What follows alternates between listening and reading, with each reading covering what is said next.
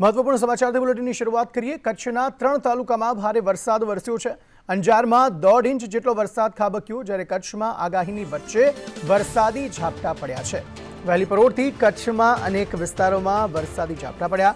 2 દિવસથી વરસાદની આગાહી અહીં કરવામાં આવી છે, ત્યારે કમોસમી વરસાદના કારણે પાકને નુકસાનીની ભીતિ સેવવામાં આવી રહી છે। અંજાર અને ગાંધીધામ તાલુકામાં કેટલાક ગામોમાં માવઠું પડ્યું છે। કચ્છમાં આગાહીની વચ્ચે વરસાદી ઝાપટા પડ્યા। વહેલી પરોઢથી કચ્છમાં અનેક વિસ્તારોમાં વરસાદ વરસ્યો છે। 2 દિવસથી વરસાદની આગાહી અહીં કરવામાં આવી છે, તેવામાં કમોસમી વરસાદને કારણે પાકને નુકસાનીની ભીતિ સેવવામાં આવી રહી છે। ખાસ અંજાર અને ગાંધીધામ તાલુકાના કેટલાક ગામોમાં માવઠું થયું છે। અલ્પેશ ગોસ્વામી વધુ માહિતી આપી રહ્યા છે। અલ્પેશ, જણાવશો શું વધુ વિગતો? જી અલ્પેશ। કમોસમી વરસાદની આગાહી કરવામાં આવી હતી, તેને લઈને કચ્છના વાતાવરણમાં પણ સવારથી પલટો જોવા મળ્યો હતો।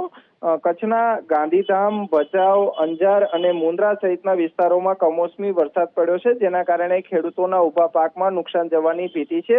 અંજાર તાલુકામાં સૌથી વધારે કમોસમી વરસાદ પડ્યો છે, જેના કારણે કેરીના પાકમાં નુકસાન જવાની ભીતિ છે। જે રીતે માવઠાની આગાહી છે, તેને લઈને ચોક્કસથી કંઈક ને કંઈક ખેડૂતોની ચિંતામાં વધારો થયો છે। આભાર સમગ્ર માહિતી આપવા માટે।